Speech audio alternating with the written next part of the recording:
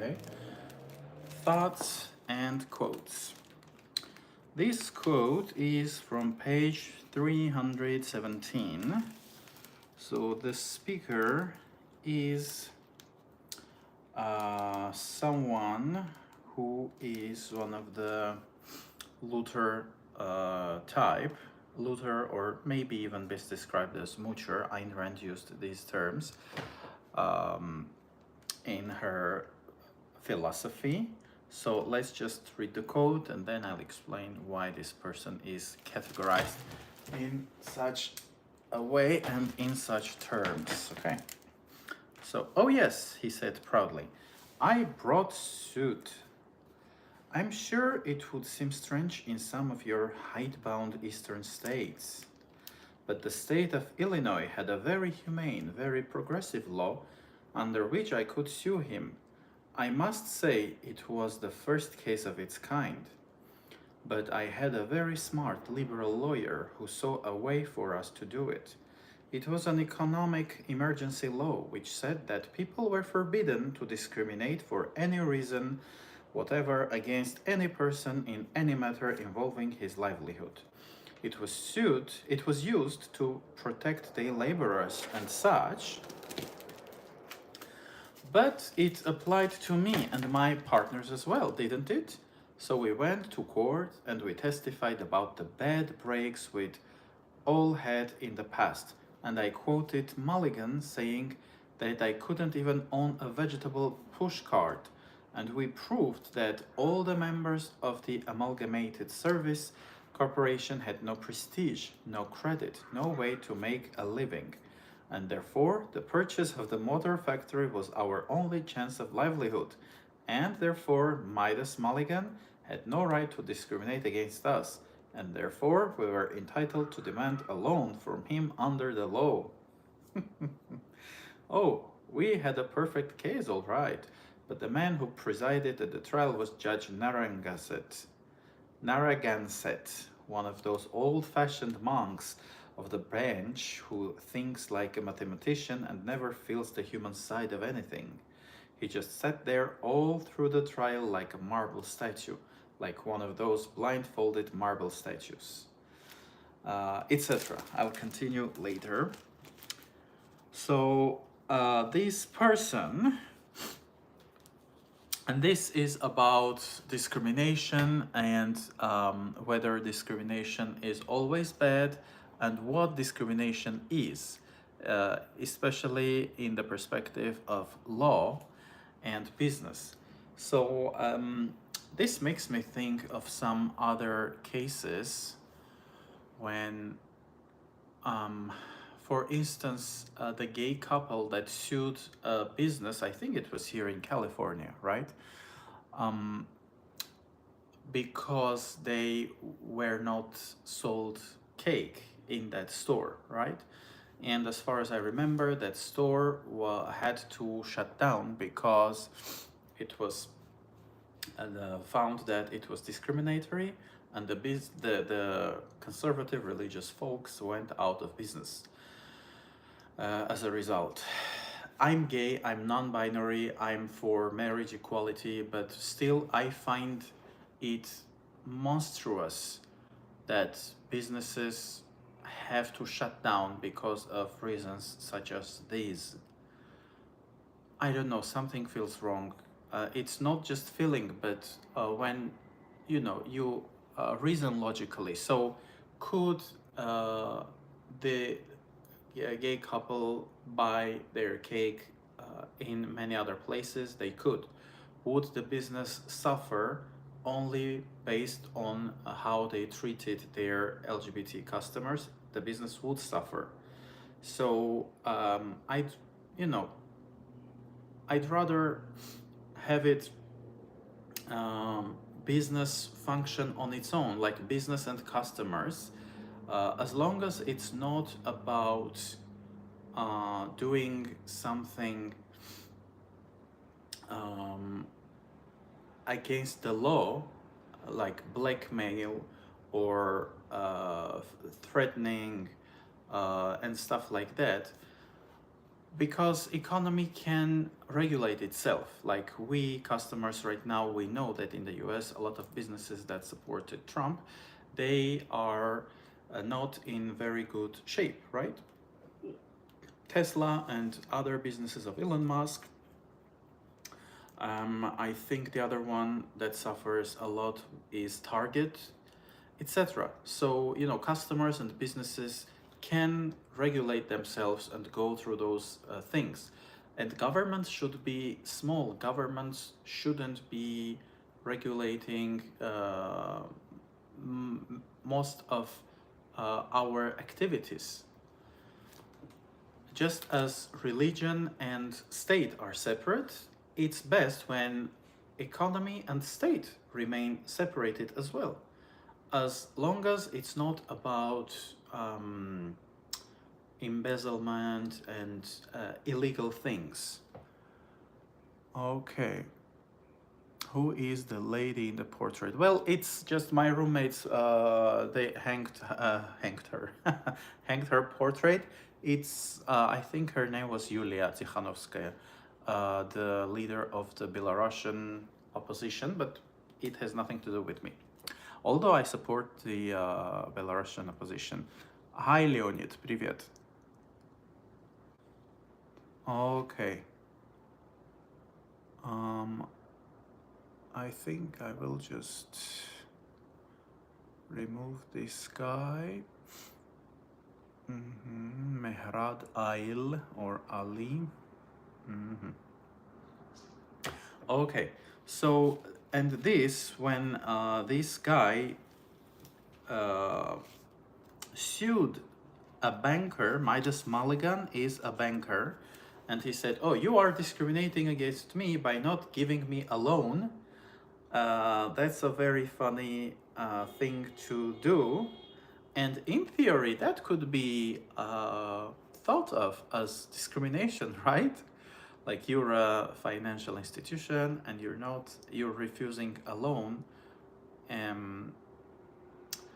because of some reasons, like saying that as a business person you would be very bad with your business, I don't trust you. So he went to court, and in the end he won with the second judge.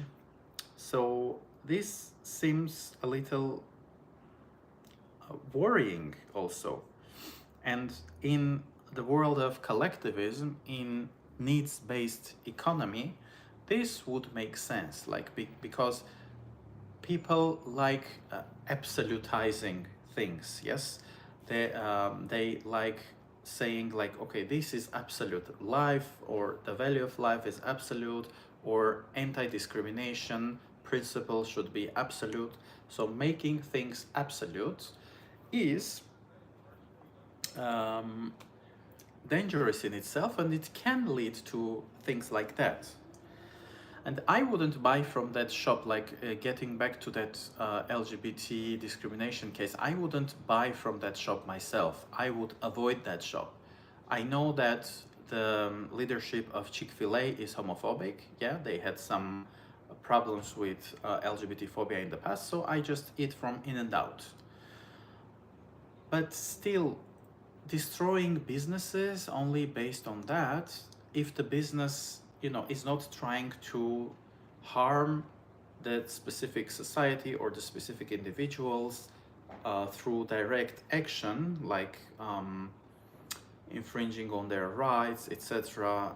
I don't know, it feels wrong. And in terms of using the state and using the legislation as leverage is wrong, like whether it's done by the right wing or it's done by the left wing. It's dangerous to instrumentalize the state in such a way, I would say. Yeah.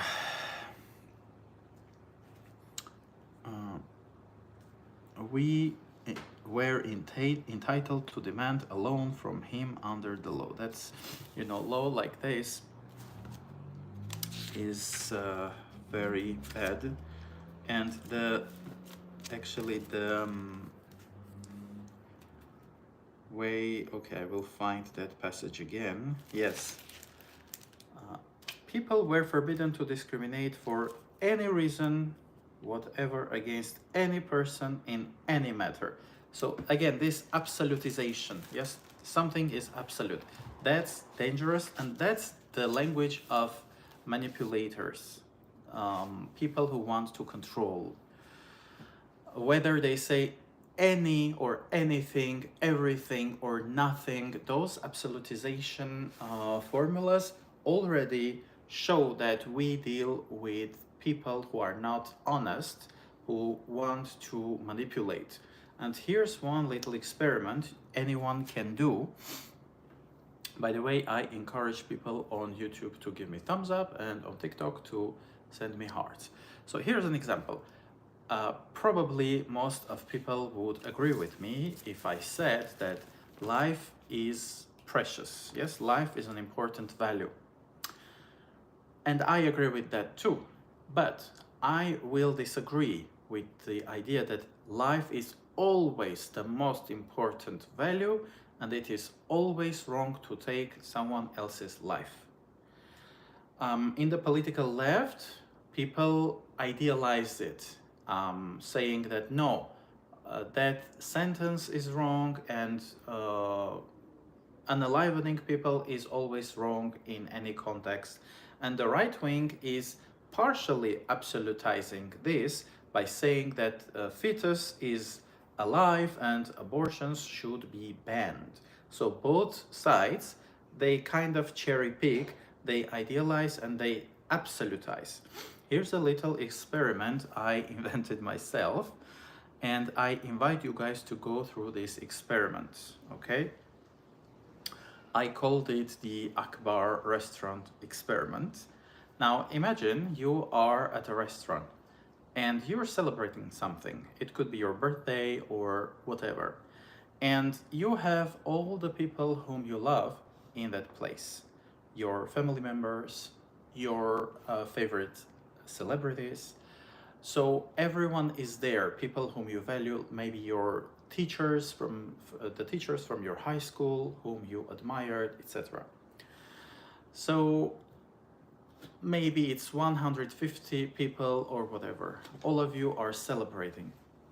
And then someone enters that restaurant. And the person is about to blow up the entire restaurant. He is going to shout Allah Akbar and blast the whole place. So everybody is going to be unalivened. Yeah. And by the way, I hate the fact that I have to use the term unalivened because of TikTok. So I might choose not to censor myself all the time. Okay. But I hate this left-wing censorship too. Like, why? Why do we have to do that? You know? So you are the only person in that restaurant who has a pew-pew. And you can unaliven that terrorist and save everybody. Yourself, your favorite celebrities, people whom you love and admire, people who create value, teachers, the staff of the restaurant, etc. So it's about many, many innocent lives that are going to be claimed. And what would you do? Would you shoot at the terrorist?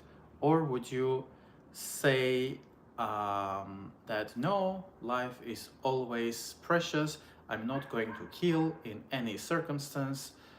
What would your reaction be? And to make it even worse, like mentally harder, you can imagine that the terrorist attacker is 16 or even 15 years old. He has been indoctrinated by his religion, culture, or political group like Hamas, for instance. And to make it even worse, you could think that that 15 years old kid is Palestinian, because in the political left, a lot of pro-Palestinian sentiment. But so you are at that restaurant and the person is going to kill himself and everybody in the restaurant. So what would you do? Variante says swearing doesn't make you cool. Yeah, I wasn't speaking of swearing, but there are some terms that we're kind of discouraged to use on TikTok, right? And I'm live both on YouTube and on TikTok right now. That's the thing I'm complaining about, you know? Words like gun or genocide or kill, like we are encouraged not to use those terms, but I hate it. Like, why? If I'm not calling on, you know, doing those things, which I'm not, why this censorship and neuro-linguistic programming, you know? So that's not about it. But so tell me, would you shoot that terrorist attacker, that 15 years old Palestinian kid, or you'd say, oh, he's Palestinian, he's doing it against oppression, the poor kid, it's not his fault. And would you rather have your own life and the lives of everybody at that restaurant taken away? So this is the choice you are given. There are people, like, because they absolutize the value of life, they'd say, no, I am not going to shoot. And they would choose to die, and they would choose to see all those innocent people die.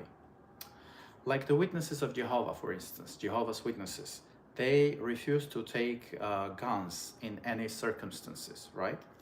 Even like in Ukraine, there are Ukrainian Jehovah's Witnesses who refuse to take the gun and defend their country. So this is the danger of absolutization. When you absolutize things, values which can be important, like life is still important, life is still precious.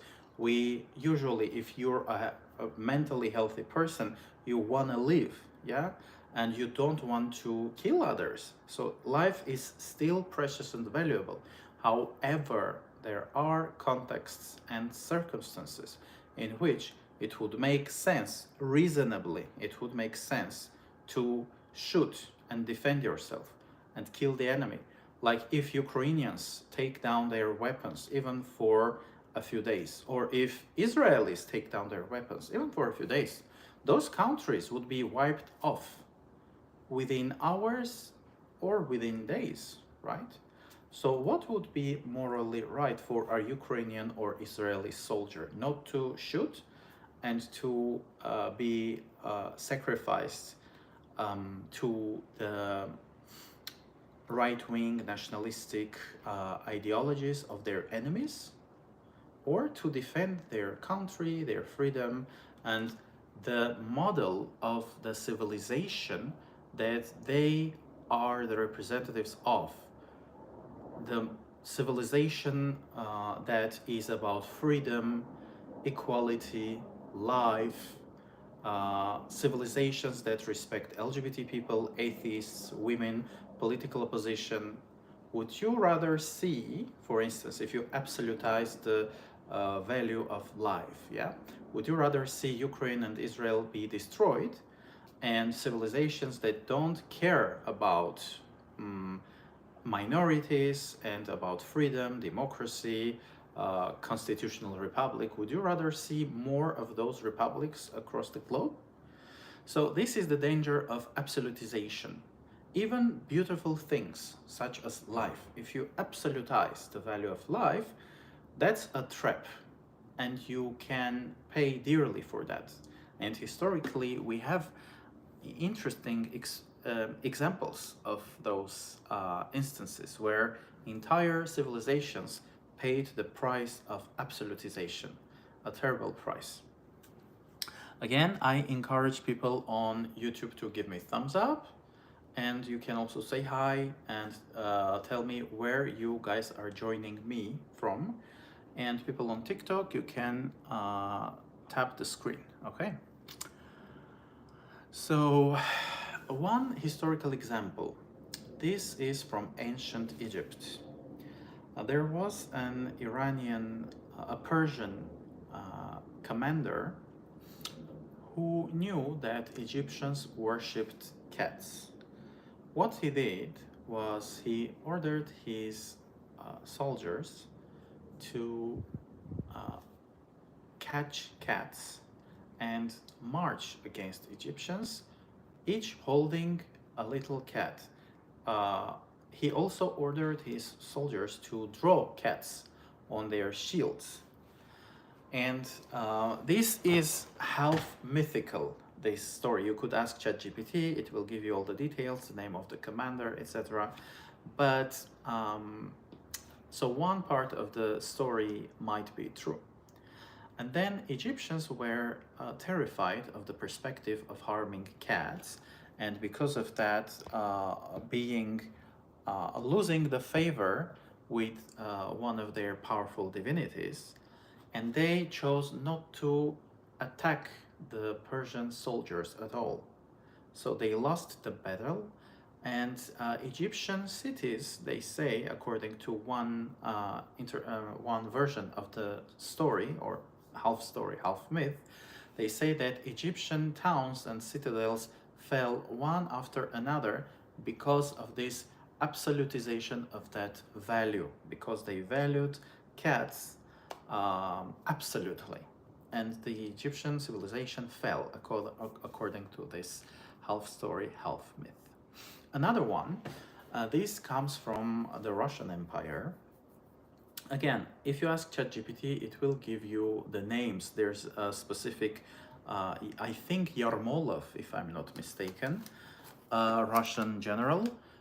They were conquering the eastern nations when this story or half myth, half story happened, and they learned that one particular tribe had the following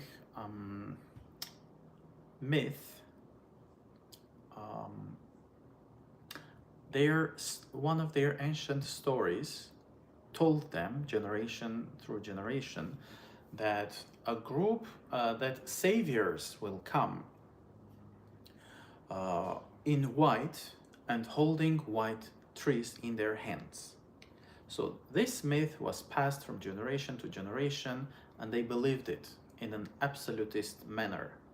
And when the Russian general learned about this myth, he ordered his soldiers to put on white gowns and to find, I think these are birch trees, if I'm not mistaken, those slim, long, white trees. He ordered them to find young birch trees, or just to take the branches and march against this tribe with those trees.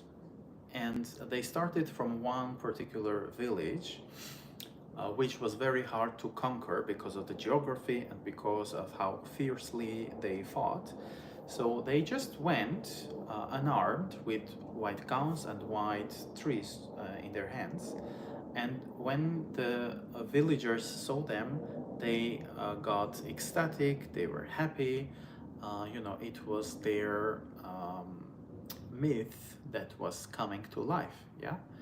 So they welcomed the soldiers, they organized a feast in their own honor, and when everybody was drunk, when there was no resistance, the rest of the army, of the Russian army, entered the village, and they conquered this village and later the whole tribe without any resistance, because they were welcomed as saviors. A little like those some American tribes, yeah? Something similar happened to Native American tribes who welcomed the European conquerors as their saviors. So absolutization and blind faith, not only religious faith, it could be philosophical faith or faith in some values like the value of life. Absolutization is absolutely dangerous, okay? And non-discrimination, that's an absolutist. If you absolutize it, if you say discrimination is always wrong, well, you put yourself in a dangerous place as well. Here's an example. I'm a migrant. I came to the US like 8 months ago approximately. I'm here legally, but still I'm not for migration for everyone, legal, illegal, etc. I conclude, based on what I see around immigration issues, I conclude that some individuals should not be welcome. And here's a specific example from my roommates. They both are immigrants too. They are from the Republic of Belarus.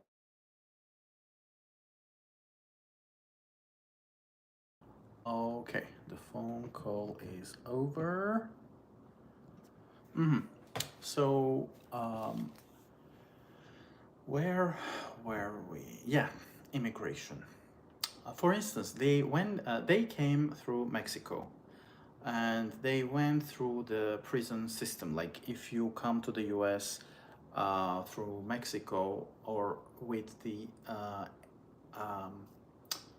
intent to seek asylum, it is considered like breaking the law if you just say that I'm here to seek asylum at the border. So those people who do that, they go through a prison process. And when they were at one of those detention facilities, they say that there were a lot of immigrants who came through Mexico who were coming to the US with only with the purpose of earning money. And when they were conversing with those folks at the prison, some of them literally said, we don't care about the asylum itself. If we live here for 2 or 3 years and earn a lot of money, then we'll be through, we'll be fine, and we might even go back. So some of them are using this asylum process as a way to benefit from only the economical component, and they don't care about values, the American dream. Some of them are very conservative. They hate this country. They hate freedom. They hate diversity. And one specific story my roommates share with me was that a gay couple was also brought into that detention center, and my roommates, one from Belarus, and he at the time in the prison he met another guy from Russia who was also tolerant and open-minded, and they saw how these gay men were mistreated by immigrants from Central Asia and one from the Republic of Georgia in South Caucasus. They stood for one of those gay people who was brought into their cell, for which they were also attacked by those conservative Muslims from Central Asian countries and by that conservative Christian Georgian immigrant from the Republic of Georgia. So I wouldn't, I would be happy knowing that if you don't care about the United States, about constitutional republic, democracy, if you hate the laws of this country, then you would be sent back from that very detention center, So everything is becoming smarter in our lives. Yes, smartphones, smart homes. Why, immigration and elections and budgeting, why shouldn't those things become smarter and more responsive? They should. So going through the social media accounts and the phones of these people, that makes sense to me. Although I'd say this current administration is over-exaggerating if those instances are true, that one person was sent back to Europe because he had this meme of J.D. Vance in their phone, that, or like memes about Trump, that would be wrong. That would be against the concept of free speech. Just a second. This door will shut itself violently.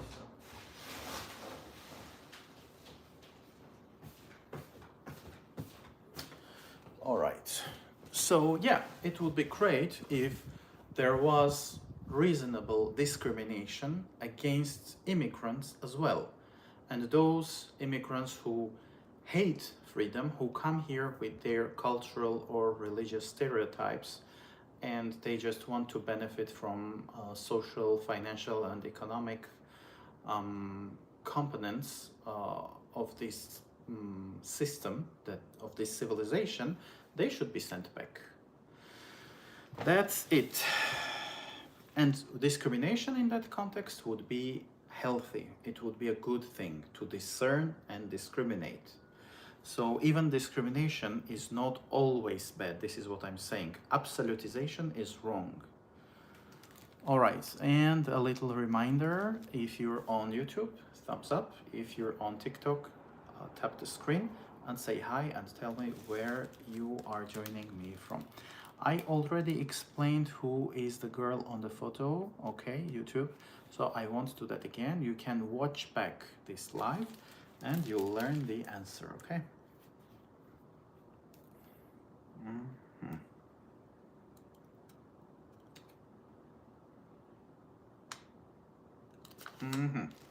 Another quote from Ayn Rand's Atlas Shrugged.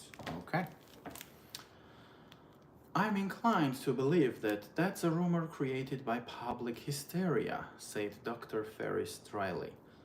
A rumor with some undesirable, unpatriotic implications. I wouldn't put too much faith in those newspaper stories. Personally, I believe that it was an accident and that Alice Wyatt perished in the fire. Dr. Ferris is one of those shamanic types. Ayn Rand, again, she uses some interesting terms, looters and moochers, for dishonest people. And also she uses the term Attila and witch doctor. Attilas are people who want to gain everything through force, like dictators. Witch doctors or shamans are people who want to obtain things dishonestly, but not through force. They rather use philosophy and ideology. So Dr. Ferris is one of those witch doctors. Okay, he invites me to co-host someone. Okay, I'll try this. And let's see how this one goes. Hi there. Hi, how are you? I'm okay, thanks. How are you? Do you want to battle? I actually have 0 followers online right now, and I'm reading a book, sharing quotes. Okay. Would you be interested in talking, or you're just after a battle? Well, yeah, sometimes I do get on here just to chill and talk, but I'm trying to push right now for a frag, so. Well, we could We only have just... one frag left. Yeah, we could just, if that would help you, I could just accept that matching thing. Okay, we could just do one since. Yeah, yeah. Yeah, okay. So, and I'll, shall I continue reading or shall we just interact? What would you prefer? Oh, it's up to you. It's up to you. Okay, if you like. So I'm reading Atlas Shrugged from Ayn Rand. Have you heard of her or the book? Yeah. So, yeah, some people like it. Okay, guys, tap the screen, y'all. Other Can don't. you tap the screen, guys? So, guys, we're actively pushing for a frag. I'm listening with them. Yeah, Bre, yes, is that correct? Shall Yeah. I? Yeah, okay. So do you know, have you read the book or do you know anything about this novel, Atlas Shrugged? Yeah. No. No? Roses. Yeah, lots of roses. Yeah, guys, we're pushing for a frag tonight, guys. We need... So, Bray, do you know, have you read this novel? Do you know anything? No, I haven't read the novel. Okay. What is the novel about? It's, multi-layered. Like, look at this, how thick it is. Oh, wow. It's about psychology, love, but also economy. A lot of interesting things. She actually created her own philosophy. She is an immigrant from former USSR.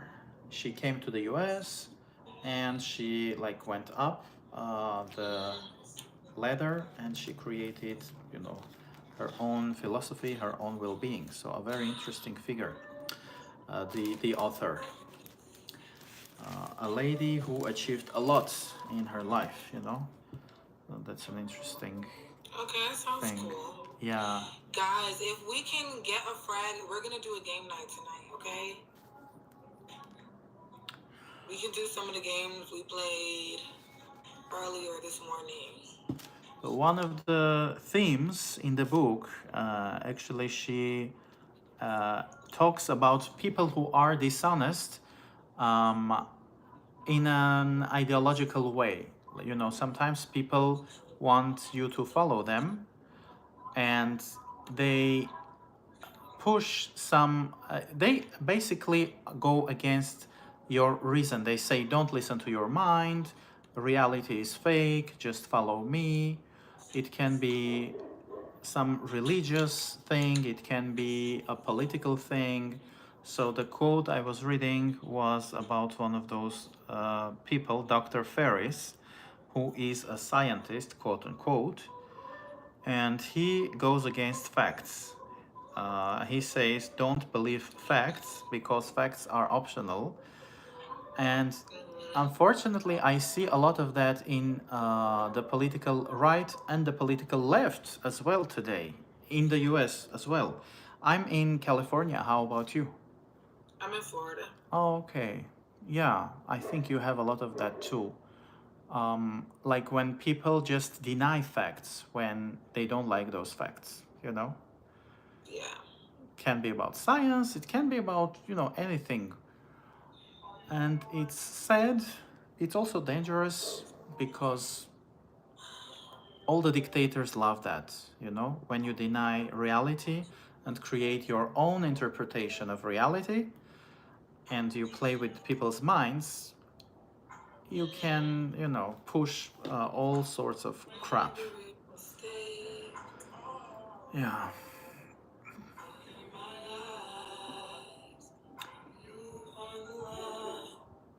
So how about philosophy in general? Do you like the idea, you know, do you like philosophy in general? Yeah, I do. Cool. What philosophy you'd say is cool for you, or what do you follow, if anything?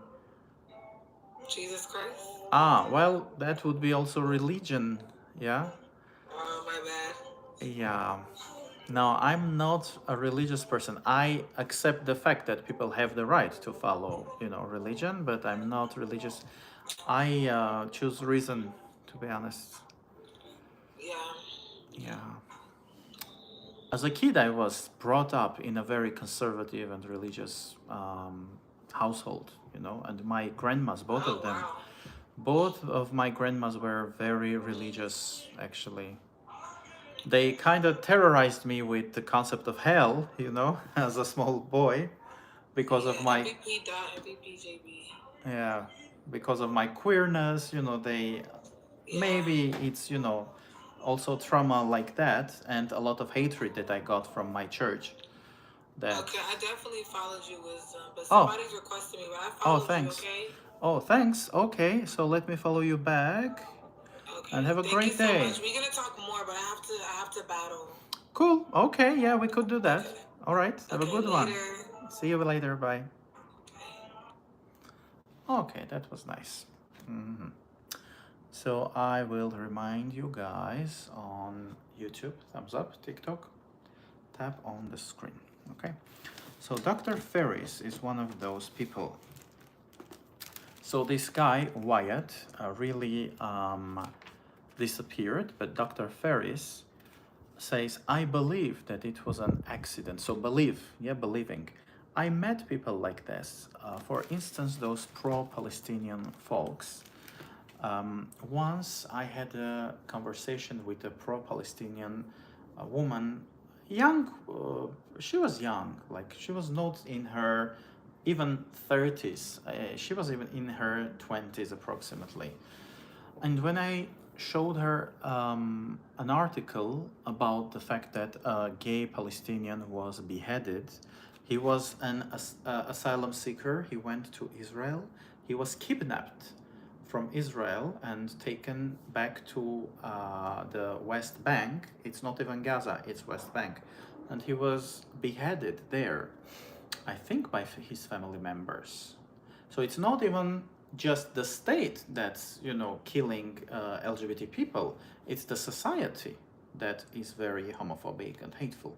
And when I showed her the article from BBC, and this happened 3 years ago, what her response was, I don't believe this article is true. I don't feel like this story is real. Hi, El Papi, and thank you for liking the live. Thank you so much for those taps on the screen. I appreciate that. And that was crazy. Like, she didn't say, "Oh well, that's bad," and she was a queer feminist, lesbian, and sometimes people get so ideological. It can be religion and it can be just philosophy, that they lose touch with reality and they interpret things the way they want them to be, not the way they are. That's horrifying, that's terrifying. Like, when reality, you don't care about reality. Oh, Drizzy, thank you for the follow. Thank you so much.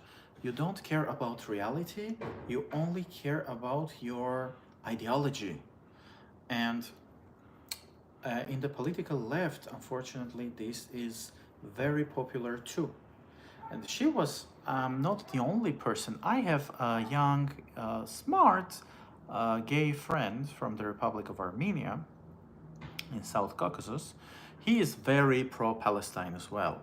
And when I talk to him about the fact that, LGBT people are being killed in Palestine, his response is, well, once we destroy Israel, Palestinians will become more tolerant. That's insane. That's crazy. It's not logical, it's not reasonable, it's not fake, based on facts. Like, you have lots of countries which are not threatened by Israel. Are they becoming gay friendly automatically? Like Afghanistan, Pakistan, those African countries where homosexuality is criminalized. Places like Lebanon, homosexuality is still criminal. Iran, Saudi Arabia, etc., etc. So of course it's crap, and the fact that they believe this crap, they choose to ignore reality and facts, and they choose to become zombies, ideologically speaking, only to support Palestine. It's like a cult. It's, many supporters of Palestine are basically in a cult. And historically, cults were about messiahs and religion. But now, some cults, thanks to Marx as well, they have been the religious, how shall I call it? The religious, and now they have political dogmas. Instead of having religious dogmas, they have political dogmas nowadays. That's very sad and very dangerous, actually. I think I'll stop here for today. Subscribe to my channel. I'm reading Ayn Rand's Atlas Shrugged, okay? And I'm quoting from the book. Look at this, so many quotes to go through. It's about economy, politics, psychology, love and relationships. The book is super rich, okay? Lots of interesting concepts and ideas. If you love philosophy, reason, literature, then you will enjoy this a lot, okay? Subscribe, give me thumbs up, leave a small comment, because those things are supporting the channel, and people like you, yeah, through your likes, through your comments, you are helping others like you discover this channel and benefit from this material. So thanks a lot, and see you next time.